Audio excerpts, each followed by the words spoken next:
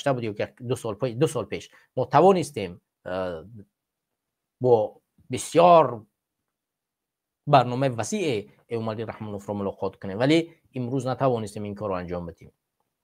چرا نتوانستیم؟ چون اختلافات فقط در صف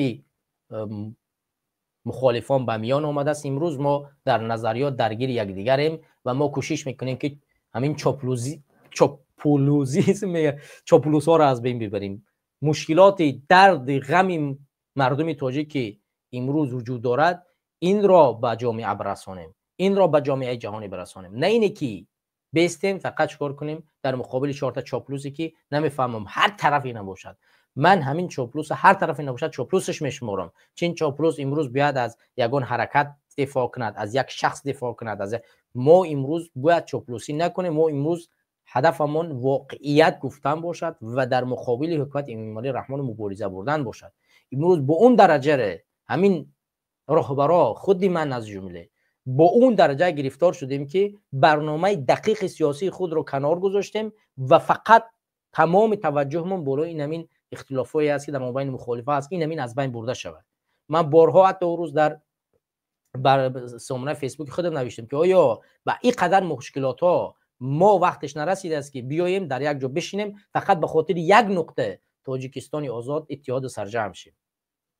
ما را باید این همین نقطه سرجم کنند. مطمئن باشید که اگر راهبران همین حرکت و حزب‌های مخالف با هم بیایند این اشخاص شخصی که مثلا کمتر است از بین میرود و ما یک اتحاد سرجمی میسازیم و با مبارزه را پیش میبریم.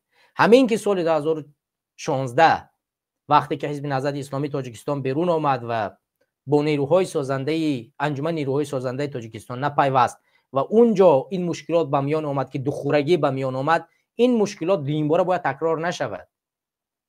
و همین گونه ما باز دیدیم که در انجمن هم همون چیزی که در انجمن نیروهای سازنده تاجیکستان ما در پیمان ملی هم به میان آمد که امروز پیمان ملی باقی است، 2 حزب در داخلش باقی مانده است، حزب نهضت اسلامی تاجیکستان و آزاداندیشای تاجیک. چرا چنین شد؟ چون اون انجمن نیروهای سازنده تاجیکستان با راهبری داداجان عطایالله به نظر گرفته نشد در گذشته. اگر اونجا به نظر گرفته میشد و در اونجا با همه تلاش‌ها صورت میگرفت که زیر یک نفر، حالا اونجا نمیفهم داداجان میشد راهبر، محیدین کبیری میشد، هر شخصی که نمیشد با یک نشست گفتگو اگر در اونجا اتحادی به میان می اومد پیش میرفتیم کار به اینجا نمیزد. حد امکان دو جبهگی به وجود نمی اومد، همه مخالفات در یک جبهه میرفتن و بالاخره هم این دیون باره دیدیم که باز هم شکست دیگری به میان اومد که دیگر در صف پیمان هم تقریبا حزب حرکت ها باقی نمانده و این حال نیاز به یک اتحادیه و سرجمعی دیگری است که باید ما او را تشکیل بکنیم و باور کنید اگر اون تشکیل شد هم از بین می رود. برای همین من پیشنهاد میکنم که با وجود تمام همین مشکلات ها باید بشینیم صحبت کنیم و اختلاف ها را در سامانه مجازی کنار بگذاریم. من اصلا همین اختلاف ها را در سامانه مجازی کاملا رد میکنم و دوست ندارم که چنین کارها انجام داده شود.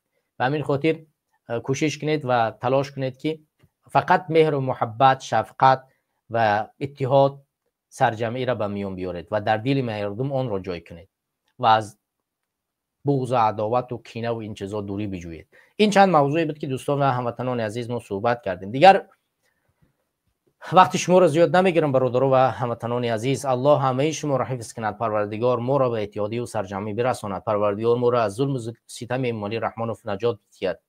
پروردگار ظالمان را سرنگون کند و مظلومین را به حقشان برساند. پروردگار ما را به تاجیکستان با سری بلند و نیروی قوی بر بگرداند. پروردگار ملت ما را با سرفرازی با یک حاکمیتی که در اون حاکمیت عدل وجود داشته باشد برساند. پروردگار همه ما را هدایت کند به اون راهی اهدنا الصراط المستقیم. پروردگار در دل ما نیروی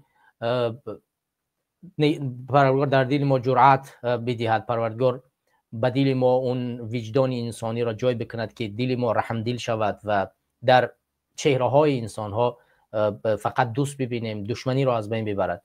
پروردگار ما را به از همه مهم پیروزی برساند. من شما را به خدا میسپارم، پروردگار همه شما را حفظ کند و در امانش نگهبان باشد. من بودم با شما عبیدالله سعیدی در برنامه 26 قدرت و حقیقت. سلام علیکم و رحمت الله و برکاته.